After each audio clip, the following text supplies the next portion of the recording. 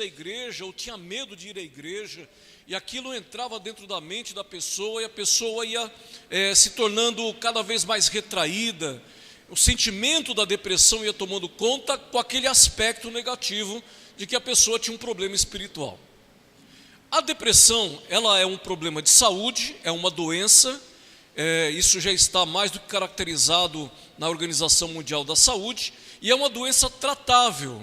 Algum tempo atrás, entendia-se que era um problema unicamente espiritual, de falta de proximidade com Deus, a pessoa não tinha comunhão com Deus, mas não é isso. Descobriu-se depois que tanto as pessoas que não têm princípios religiosos, quanto aquelas que têm uma religião, estão sujeitas à depressão. Por isso que no meio do cristianismo, nos últimos anos, aumentou assim demasiadamente o número de pessoas com depressão dentro da igreja, de modo geral. Católicos, protestantes, espíritas, evangélicos, todos os níveis religiosos existem pessoas depressivas. Ok? Conseguiu? Tem aquele aparelhinho lá, irmão? Ou é na base do, vamos estralar o dedo? É no dedo? É no dedo. Então vamos lá, pode colocar aí o primeiro. Dá um clique. Vamos ver se vai desenvolver ou não. Muito bem. Como nós já falamos, pode ir indo, pode avançar. A depressão é uma questão mental. É um desequilíbrio no cérebro. Vocês podem ver, eu vou dar uma olhada aqui para a televisão, é mais fácil. Pode avançar. Ela não pode ser curada apenas com medicamentos. Esse é um dos detalhes. Pode ir avançando. Como eu disse, nós vamos só dar uma pincelada aqui na questão da saúde. Ela é uma combinação de fatores biológicos, psicológicos e sociais. Biológicos por quê? Isso pode ser até mesmo uma questão hereditária, segundo alguns estudiosos chegaram à conclusão. Biológicos. Psicológicos, é uma combinação de fatores psicológicos, mexe com a mente da pessoa.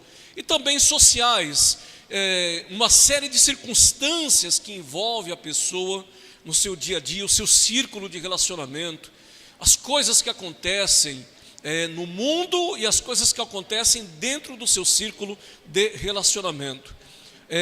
A sua qualidade de vida, os seus relacionamentos, a sua maneira de enfrentar o mundo, tudo isso, a qualidade de vida, os relacionamentos, a forma como ela enfrenta o mundo, os seus problemas, podem ser os gatilhos para a depressão aparecer.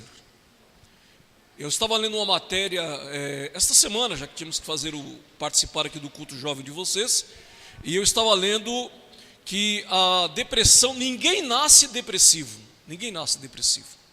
Apesar de existir a possibilidade da combinação de fatores biológicos, é muito raro diagnosticar alguém com esse problema de saúde oriundo de coisa da genética. É muito raro isso daí.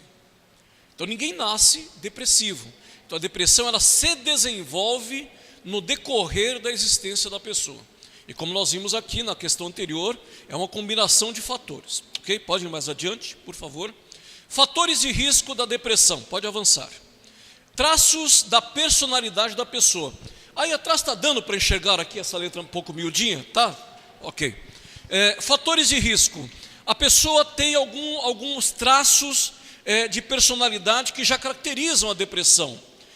Normalmente pessoas com baixa autoestima, uma pessoa que é muito autocrítica e uma pessoa muito pessimista.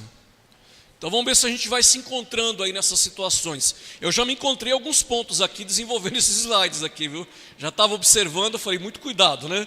Traços da personalidade da pessoa, pessoa com baixa autoestima, pessoa autocrítica, pessoa pessimista, alguém que tenha talvez algum trauma de infância, pode avançar. Pessoas que fazem uso do álcool, de drogas ilícitas, têm muito mais propensão a desenvolver a depressão. E determinados medicamentos, como alguns medicamentos que são usados, por exemplo, para hipertensão ou comprimidos para dormir. Por quê? Esses medicamentos, eles inibem a atividade cerebral da pessoa, mexem com o sistema nervoso, e isso pode se tornar uma dependência. A partir do momento que se torna uma dependência, ele pode até acarretar a depressão. Pode avançar. Tipos de depressão. Pode avançar. Nós vamos aqui analisar 3, ok? Depressão maior ou grave. O que é a depressão maior ou grave? Ela tem uma duração de cerca de 6 meses e algumas pessoas elas são atingidas apenas num único episódio em toda a sua vida. Então ela é usada como expressão de depressão maior grave, mas é um episódio único. Não é que a pessoa tem um episódio e só aquele. Talvez aquele seja o gatilho para um outro tipo de depressão, ok? Depressão atípica. As pessoas que sofrem desse tipo de depressão, elas podem ter um pico de humor temporário em resposta a eventos positivos. A palavra humor aqui pode ser um humor negativo ou um humor positivo. É a pessoa bem-humorada, a pessoa mal-humorada. Esse pico de humor é uma resposta a eventos positivos ou negativos. É como eu coloquei aqui. Os sintomas recorrentes são o ganho de peso, o sono em excesso e a sensibilidade à rejeição. Esta última questão da sensibilidade à rejeição, ela é muito encontrada dentro do comportamento homossexual. Hoje em dia, com essa cultura da diversidade, etc., é muito comum nós vermos. Lá onde eu trabalho, lá no centro da cidade, um prédio onde eu trabalho, eu lido todos os dias com pessoas que têm esse comportamento do homossexualismo. E eu percebo que a alteração de humor deles, eles são assim muito variados, é uma variável muito grande. E eu achei interessante isso, que são pessoas sensíveis a uma espécie de rejeição. Eles parece que automaticamente se rejeitam dentro da sociedade, se sentem rejeitados. Então isso também colabora para, como sendo um tipo de depressão, a depressão atípica. A distimia ou a depressão leve, a pessoa que possui essa depressão, ela tem sintomas não tão fortes como a depressão maior, mas a característica da distimia é que esses sintomas eles duram por muito mais tempo, diferente da depressão maior. Pode avançar. O transtorno afetivo sazonal, esse é um dos mais comuns, é o TAS. Esse transtorno, ou esse tipo de depressão, ele se caracteriza pela sensação de se sentir diferente no inverno. Olha que coisa curiosa. E a explicação eu achei interessante. A pessoa se sente sem esperança, a pessoa fica triste, a pessoa fica tensa, fica estressada. Curiosamente, esse tipo de depressão tem início em qual período do ano? Dá para ler ali? No outono ou no inverno, quando os dias se tornam mais curtos e permanece até o início da primavera. Achei interessante também essa explicação. Pode avançar. Muito bem, vamos aos sintomas da depressão. Pode ir. Comportamento. Pessoa que está com depressão, qual é o comportamento, ou qual é a característica, um dos primeiros sintomas dessa pessoa é refletido no comportamento dela. A pessoa não sai mais de casa, a pessoa tem mais dificuldade em realizar as coisas do trabalho na escola, há um afastamento da família e dos amigos, há um contato mais excessivo com álcools e sedativos. As atividades que antes a pessoa considerava prazerosa, elas deixam de ser prazerosas. Há um choro sem motivo aparente, qualquer coisa é motivo para a pessoa chorar, e existe dificuldade na concentração. Esses são alguns tipos ou sintomas de depressão com relação ao comportamento. Pode avançar. Mais uma. Não, tem os sentimentos, está certo. Mais sintomas, os sentimentos. A pessoa se sente como? Sobrecarregado, a pessoa sempre se sente culpado, a pessoa fica facilmente irritada, ela fica frustrada, ela tem falta de confiança, é uma pessoa infeliz, indecisa, desapontada, se sente miserável e triste. Essas são algumas questões sentimentais dos sintomas da depressão. Quais são os pensamentos da pessoa que tem depressão? Ela pensa o seguinte: eu sou o quê? Um fracasso, a culpa é minha, nada de bom acontece comigo, eu sou inútil, a vida não vale a pena para se viver, e as pessoas vão ficar melhor. Aí começa a situação crítica. Quando a pessoa começa a pensar essas coisas, que as pessoas vão ficar melhor sem mim, é que começa aquela iniciativa para a prática do suicídio, que é uma característica fatal do depressivo. Sintomas físicos da pessoa que tem depressão: ele se sente cansado a maior parte do tempo, Existem episódios de doença e desânimo cada vez maior, dores de cabeça e musculares, problemas do intestino, problemas do sono, perda ou alteração no apetite, perda ou ganho significativo de peso. Pode ir adiante. Tratamento da depressão. Dá só um clique. O mais indicado pelos especialistas para tratar a depressão é o uso de medicamentos combinado ou em conjunto com a psicoterapia. O que é a psicoterapia? É um tratamento baseado em conversas com o paciente. É o mais comum. A Prefeitura de São Paulo, o governo, tem postos de atendimento para atender pessoas com a característica da depressão. Além desse, existe ainda o tratamento realizado em hospitais. Esse é o tratamento onde a pessoa chega neste ponto quando a pessoa começa a apresentar características de suicídio ou de automutilação. A pessoa não tem condições de ser tratada em casa, então ela tem que ser levada para um hospital e tem que ser internada. Existe também a terapia eletroconvulsiva. Essa terapia ela consiste em correntes elétricas que passam pelo cérebro do paciente. Tem também a estimulação magnética transcraniana. É uma bobina que é colocada contra o couro cabeludo do paciente. Essa bobina, quando ativada, ela envia breves pulsos magnéticos para estimular as células nervosas do cérebro. E os tratamentos alternativos, que são os chás, a acupuntura, religiosidade e espiritualidade, e esses dois últimos é o que eu quero considerar com vocês nessa tarde. O que nós vimos aqui é apenas uma pincelada. Se você digitar no Google, eu podia até fazer isso, mas não vou fazer porque a gente tem a outra última parte aqui. Se você digitar no Google o que é depressão, sintomas da depressão, tratamento de depressão, você vai ter uns 100 números de páginas disponíveis para você.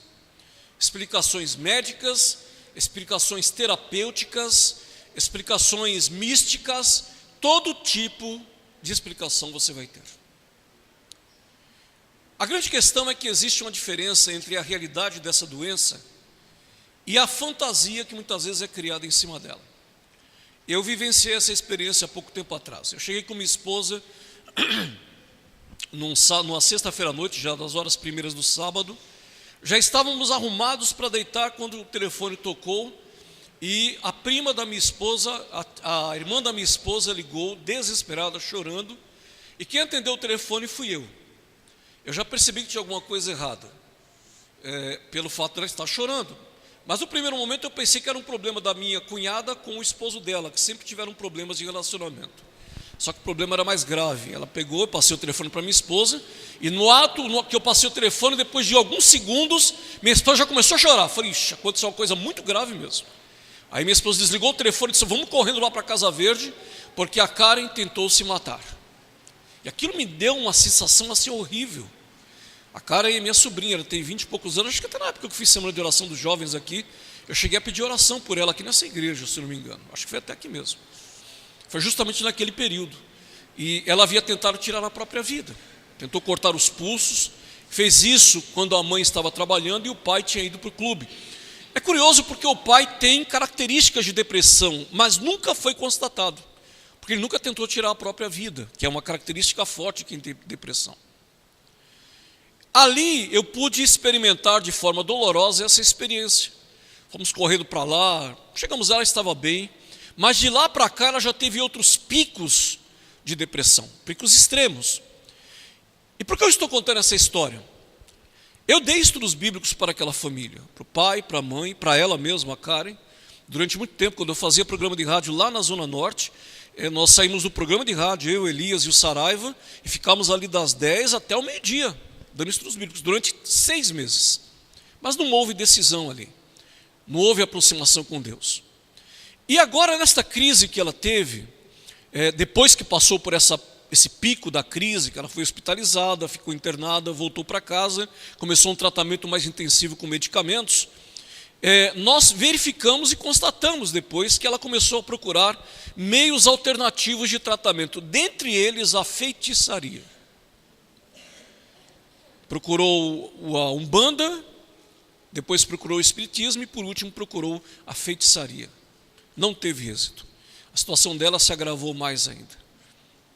Por que eu estou contando isso? Justamente em função da busca que essas pessoas têm para resolver os seus problemas. Eu não sei se você tem na sua família, ou se existe alguém aqui da igreja que tenha este problema declaradamente. Eu não sei. Lá na minha igreja do Bonifácio tem várias pessoas. Nós temos lá, como a igreja é grande, nós temos 3 psicólogas lá que se dispuseram, sem receber honorário nenhum, a todos os sábados à tarde, ter aquele tratamento psicoterápico, de conversar com os irmãos, as irmãs que estão com esse problema. Num primeiro momento nós pensávamos que as pessoas iam ficar retraídas, né? Porque quando você fala para alguém, em particular, que você tem essa doença, é uma coisa. Mas quando todo mundo fica sabendo, as pessoas começam a olhar para você de uma outra forma. Às vezes com piedade, né? Às vezes com pena, né? Já não é como antigamente, que chegava, dava um tapinha, brincava, tirava um sarro, né? Agora as pessoas chegam com mais cautela. E cuidado, a pessoa tem depressão. Você pode fazer uma brincadeira e a pessoa simplesmente considerar aquela brincadeira de uma forma e cair em depressão. Mais ou menos isso acontece muito dentro das comunidades religiosas, quando a comunidade fica sabendo que um ou outro tem esse problema. E essas psicólogas têm feito esse tratamento todo sábado à tarde com esses irmãos, com essas irmãs. Eu conheço irmãs da igreja. E é curioso também, outro fato interessante que eu li numa matéria que eu usei como base para esse esclarecimento, que normalmente quem tem depressão há um número muito grande, muito elevado de mulheres que têm essa doença. É um número muito maior do que os homens. Não se sabe ainda ao certo por quê, mas normalmente o grande número de casos está relacionado às mulheres. E lá na igreja eu conheço irmãs que fazem uso de medicamentos fortes. Essas pessoas têm uma característica. Alguns, quando estão no estado muito avançado da doença, eles ficam retraídos, eles entram na igreja, se sentam, te cumprimentam, às vezes dão um sorriso, às vezes te abraçam, às vezes não. Às vezes você fala com elas, desejam um bom sábado, elas não respondem. E quando você fica sabendo do caso dessas pessoas, fica mais satisfatório, porque você entende por que a pessoa está agindo assim. Ou quando você não tem certeza de que a pessoa está com esse problema, é conveniente que você aceite o comportamento da pessoa. E, acima de tudo, que ore por essas pessoas.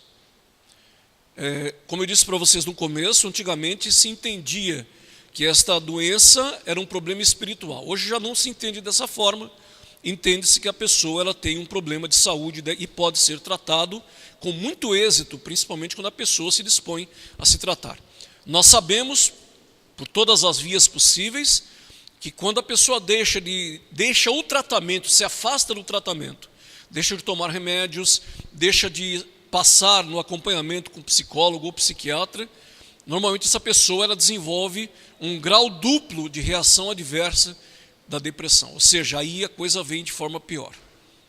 Então, se você conhece alguém, sabe de alguém que está passando por um problema dessa natureza, tem esse problema de saúde, dentro da igreja ou fora da igreja, incentive a pessoa a procurar tratamento médico.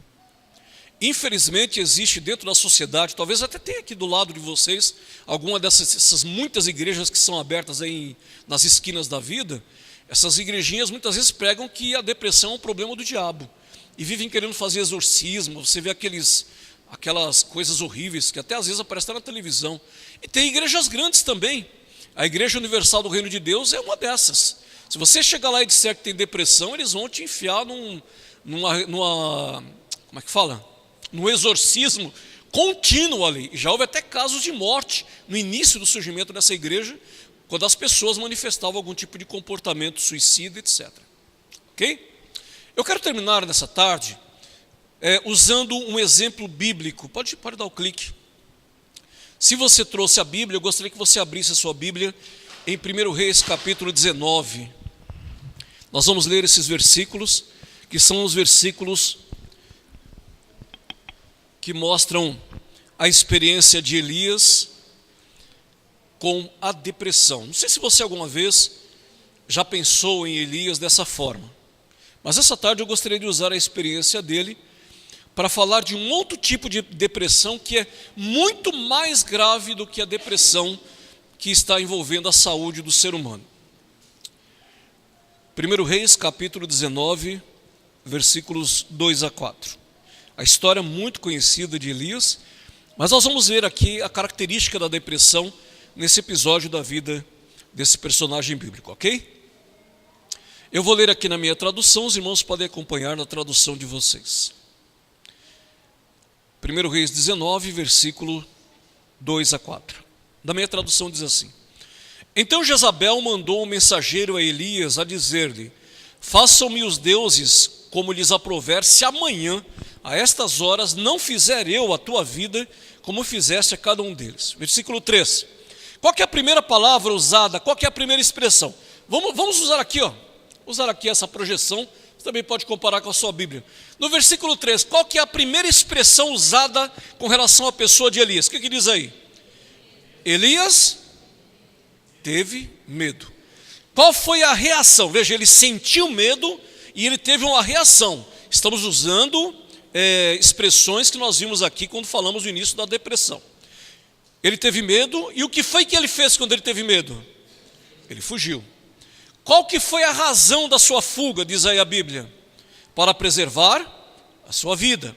Na minha tradução diz assim: temendo, pois, Elias levantou-se e para salvar a sua vida ele se foi. E chegou a Berseba, que pertence a Judá. Deixou ali o seu moço. Aí veio o versículo 4. Se pudesse só projetar o 4, pode ser? Projeta só o 4 para mim. O 4 é o que apresenta o ponto focal de eu estar usando a experiência aqui de Elias. O versículo 4, se você trouxe aí a sua Bíblia, acompanhe, o irmão vai colocar. Vamos usar o da projeção. Aqui diz que ele entrou no deserto, caminhando por um dia. Ele chegou a um pé de gesta, uma planta, sentou-se debaixo dele e ele orou. Qual foi a oração de Elias? O que ele pediu na sua oração? Pediu o que, irmãos? Alguém aqui já orou a Deus pedindo a morte? Olha que pergunta absurda que eu estou fazendo para vocês. Alguém aqui já viu alguém orando pedindo a morte? Eu já. Pessoas com doenças graves, sofrendo. No ano passado nós tivemos uma experiência dessa.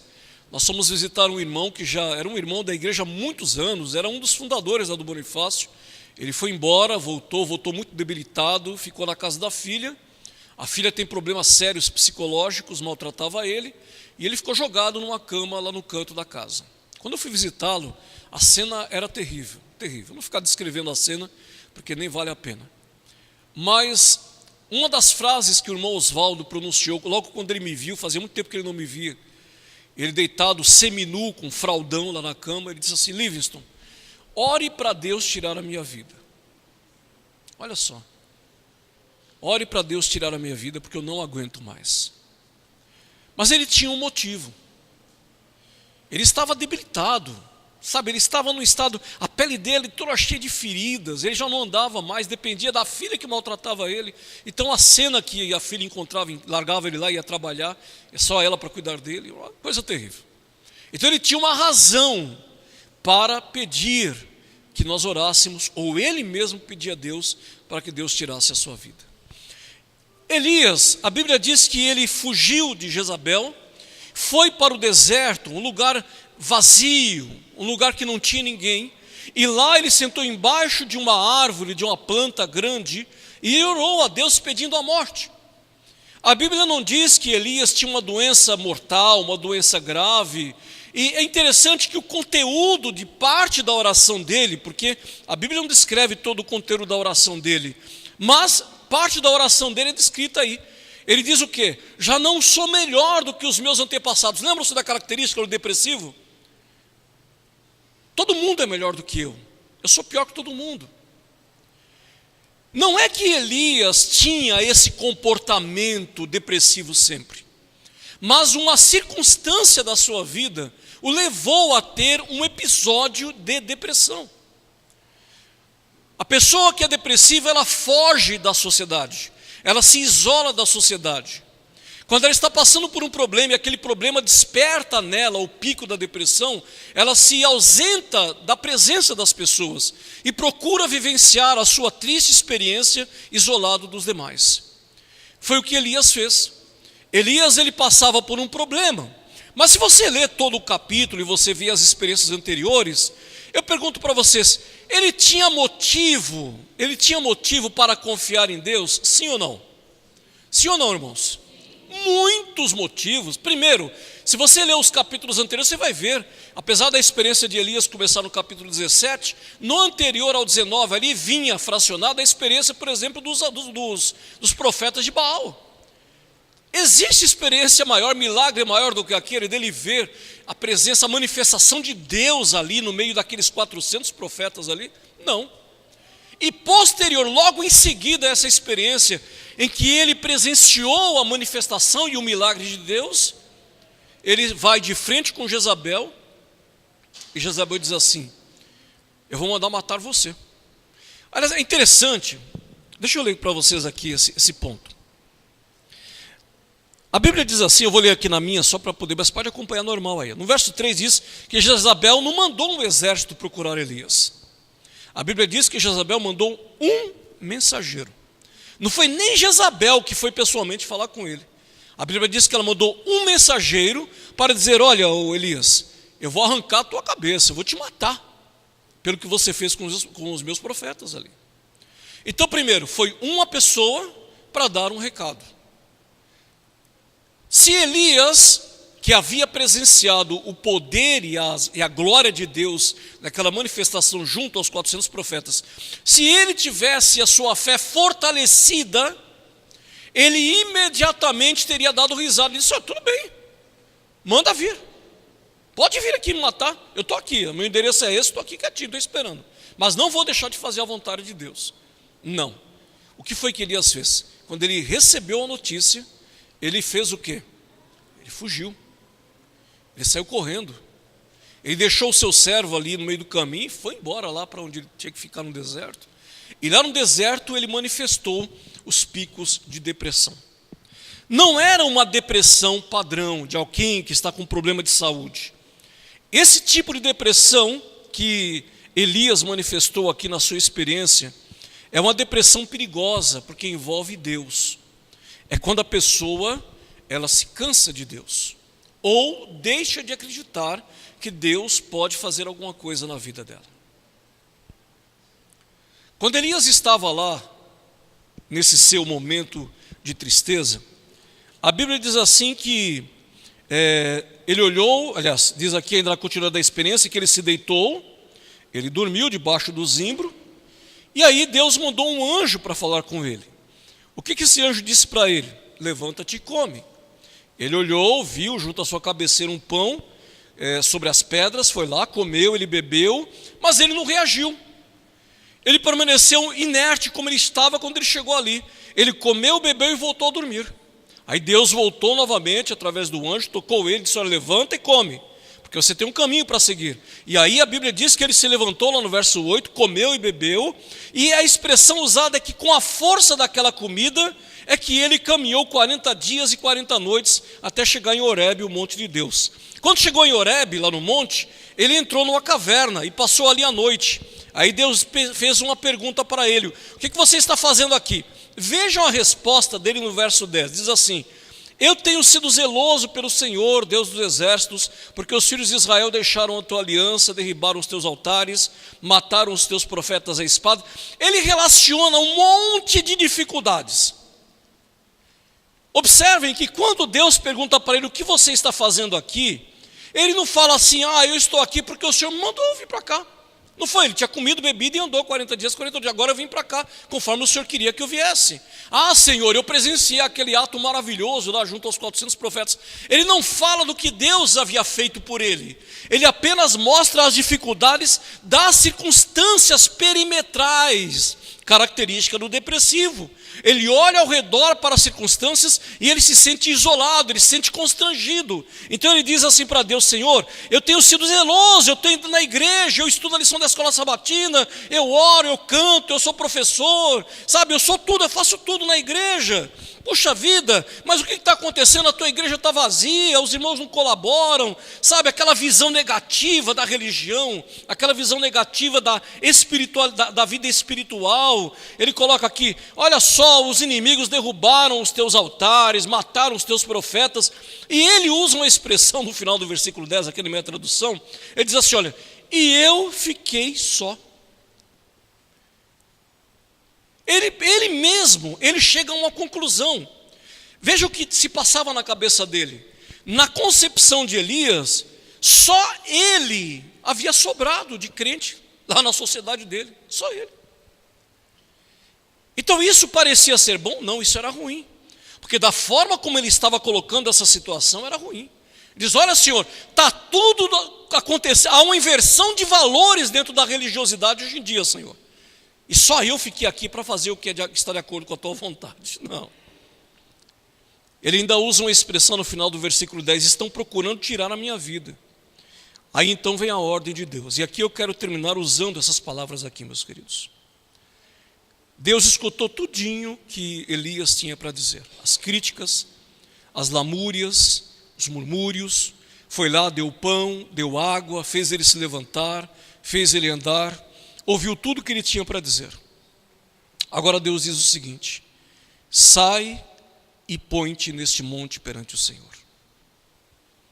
A solução para Elias não era se levantar e sair correndo de novo.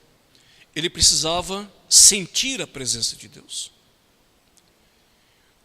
E a Bíblia descreve as manifestações de Deus ali. Diz assim que o Senhor passou ali perto dele.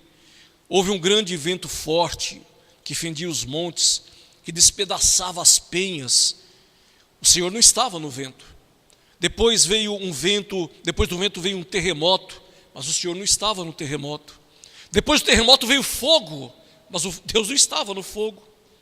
Aí depois do fogo, a Bíblia diz que veio, até achei bonita essa palavra do versículo 12, um cício tranquilo e suave. E quando Elias ouviu, ele envolveu o seu rosto no manto e pôs-se à entrada da caverna. Então veio a ele uma voz que novamente perguntou, e agora, Elias, o que você está fazendo aqui? E aí ele fala, Senhor, eu tenho sido extremamente zeloso, eu tenho feito tudo o que o Senhor tem deixado para que eu faça. E de novo ele começa a criticar Deus, começa a falar, não Deus, criticar as circunstâncias, falar dos problemas, da vida religiosa, da condição religiosa do seu povo, e ele repete esta frase para Deus, eu fiquei só. 2 vezes, na frente de Deus, ele colocou em xeque a sua condição. 2 vezes. Aí a Bíblia diz no verso 15 que Deus novamente diz para ele, vai e volta o teu caminho para o deserto. Porque Deus tinha uma missão. Lá no finalzinho Deus disse para Elias, conservei em Israel 7.000, todos os joelhos que não se dobraram a Baal e toda a boca que o não beijou. Deus, ele sabia da condição de Elias. Vocês observem nessa experiência que Deus, ele não faz nenhuma crítica para Elias. Você é fraco. Toma vergonha na cara, Elias. Acabei de me manifestar ali na sua frente. Tem manifestação mais poderosa do que essa? Impossível. E você vem aqui ficar murcho, recluso, dentro da sua redoma, se queixando. Deus não fez isso. Deus compreendia o que Elias estava sentindo. Deus ouviu o que ele estava sentindo, ouviu as suas palavras de lamúria, daquilo que ele entendia como sofrimento, social e pessoal. Ele falou das dificuldades sociais, religiosas do seu momento ali, e falou dele próprio, quando ele disse, eu fiquei só, eu estou só. Meus queridos, quero dizer para vocês nesta noite, já início de uma nova semana, que a solução para a depressão espiritual é ouvir a voz de Deus. E nós só vamos conseguir ouvir a voz de Deus quando nós mantermos comunhão com Ele. Não tem outro jeito. Você pode vir à igreja, ouvir um sermão, uma palestra, você pode abrir um livro, você pode abrir a Bíblia, mas se você fizer isso esporadicamente, apenas quando você está se sentindo isolado, cansado, só, você não vai ter êxito. O segredo do sucesso contra a depressão espiritual, quando você quer se ausentar, porque quando Elias ele fugiu de Jezabel, ele também estava querendo fugir de uma responsabilidade que o ligava a Deus. Quando ele fugiu para a caverna, ele estava pensando, Deus vai esquecer de mim, consequentemente não vou precisar encarar essa gente maldosa e não vão querer tirar minha vida. Não, ele se enganava, porque Deus foi atrás dele. e o encontrou lá no seu canto, isolado, sentindo-se como ele estava sentindo. Quando nós fazemos um compromisso com Deus, um concerto com Deus, de ter comunhão com Ele, nós obtemos êxito contra a depressão espiritual. A pior coisa que existe hoje é quando nós perdemos a esperança de que Deus pode resolver os nossos problemas. A pior coisa que existe hoje é quando eu penso em fugir de Deus. E vocês talvez nem saibam, mas na igreja tem muita gente fugindo de Deus. Você vê as pessoas sentadas aqui nesses bancos, você não imagina o que a pessoa passa na semana. A nossa realidade, para vocês entenderem, começa agora, no pôr do sol de sábado. A nossa realidade não é do pôr do sol de sexta-feira para o pôr do sol de sábado. A nossa realidade nesse pôr do sol da sexta para o sábado é outra, diferente. É a realidade da religião, de vir à igreja, de fazer alguma coisa na igreja. A nossa realidade de comunhão com Deus, ela começa agora, nesse momento, no início de uma nova semana, e ela se desenvolve a semana inteira, no domingo, na segunda, na terça, na quarta. É quando eu tenho que manter uma comunhão efetiva com Deus, confiar nele, entrar em contato com Ele efetivamente várias vezes ao dia e depender de Deus continuamente em todas as circunstâncias, para que quando a semana termine, eu tenha como olhar para o céu e dizer: obrigado, Senhor. Foi uma semana difícil? Foi. Foi uma semana cheia de provações? Foi, mas nós estamos ali, confiando em Deus. Diferente daquele que quando dá esse horário aqui, ele começa a viver um outro tipo de vida. Ele esquece a religião, vai curtir os seus prazeres, os seus próprios desejos, buscar o seu próprio gosto, a sua própria vontade, e esquece de Deus. Talvez, se aparecer um probleminha na semana, ele se lembra de Deus e vai procurar Deus, talvez como última circunstância, como última solução. Não podemos viver assim. Precisamos ouvir a voz de Deus. O nosso apelo nessa tarde, já à noite praticamente, é que o Espírito de Deus fale ao seu coração. Se existe um poder que pode nos ajudar a enfrentar a depressão em todos os níveis, seja ela relacionada à saúde, como também relacionada à nossa vida espiritual, é o poder do Espírito Santo. Não existe outro. Quando eu disse para vocês que alguns anos atrás se imaginava que uma pessoa com depressão tinha problemas espirituais, foi constatado depois que isso não era verdade. No entanto, uma pessoa que está com depressão, a mente dela está mais propensa a uma atividade do inimigo, porque a mente está mais fraca. E por isso que nós temos que ajudar essas pessoas, conduzindo-as a um tratamento de saúde, mas orar com elas, orar por elas e ajudá-las espiritualmente, acompanhando essas pessoas. É uma pena porque a igreja adventista não tem este hábito, esse costume de acompanhar os irmãos ao longo da semana. Antigamente, muito antigamente, tinha-se esse hábito. Alguém fazia um pedido de oração aqui, anotava no papelzinho, no caderno, né, e na semana inteira, alguém, de alguma forma, ia até a casa, porque antigamente não tinha celular, não tinha WhatsApp, não tinha Facebook, então, e até telefone, era muito raro alguém ter, quando muito usava os orelhões aí da vida. Então, quando alguém estava com um problema de saúde, algum problema com essa característica de depressão, os irmãos iam na casa da pessoa na semana, faziam um acompanhamento, nem que fosse do portão, batia a palma: olha, como é que você está? Está melhor hoje? Tá, nós estamos orando por você. Não esperava chegar o sábado para falar isso. Porque a pessoa vem na igreja no sábado, você sabe que a pessoa tem um problema, você chega: olha, Marilyn, eu estou orando por você, tá? Sabe aquele problema que você pediu oração lá na semana passada? Eu estou orando por você. Tá ótimo, tá certo, tem que orar mesmo. Mas o acompanhamento para pessoas com a característica da depressão é muito importante.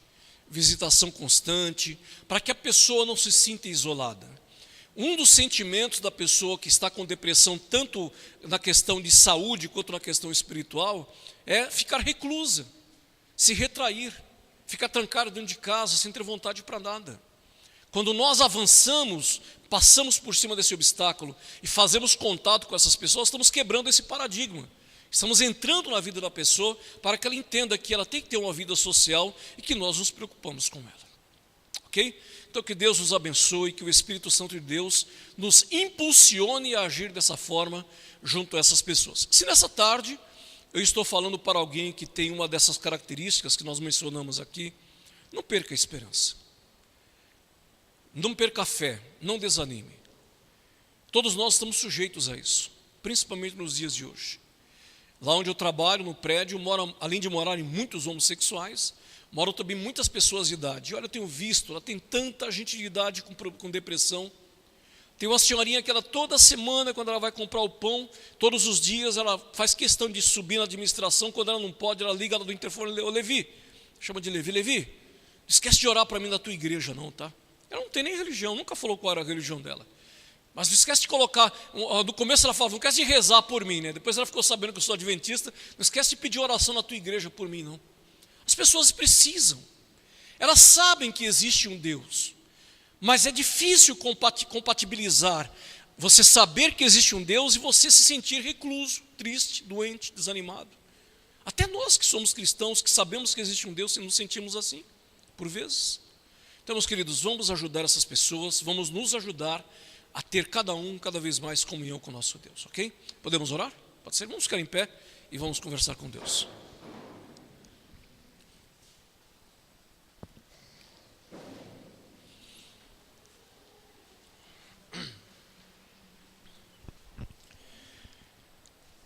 Nós queremos te agradecer, soberano Deus. Primeiro, porque já estamos no início de uma nova semana. Obrigado pelo santo sábado que o Senhor nos deste a oportunidade de desfrutar. Nós queremos ainda te pedir, ó Deus, pelas pessoas que hoje sofrem com o problema da depressão. São muitas as pessoas. Alguns já estão vivendo essa experiência triste já há algum certo tempo. Outros estão principiando os sintomas dessa doença. O que nós pedimos desta noite, ó Deus, por essas pessoas é que o Senhor tenha misericórdia, que o Senhor envie o Teu Espírito Santo para entrar nesse coração perturbado, nesta mente perturbada, e que o Teu Espírito encontre ali uma forma, um jeito de reverter estas circunstâncias e trazer esperança para esses corações, trazer esperança para essas mentes que estão atribuladas, ó Deus. Pedimos também para aqueles que estão com a depressão espiritual, ó Pai. Aqueles que, como Elias, tentam fugir, tentam se esconder, desejam a morte, não veem mais a possibilidade, a expectativa, uma luz no fim do túnel. As pessoas que perdem, mesmo acreditando em Ti, são pessoas que perdem a esperança em função de uma doença, do desemprego, de um problema em casa e outras tantas coisas, ó Deus. Enfim, nossa súplica esta noite é que o Teu Espírito Santo venha atuar na vida dessas pessoas, é que essas pessoas sejam restauradas para a honra e glória do Teu santo nome, Senhor. Nos ajude a todos nós, nos ajude a permanecer firme no Teu caminho, porque Cristo está voltando, Senhor, e nós queremos estar preparados para este momento, em nome de Jesus. Amém, Senhor. Uma boa semana a todos.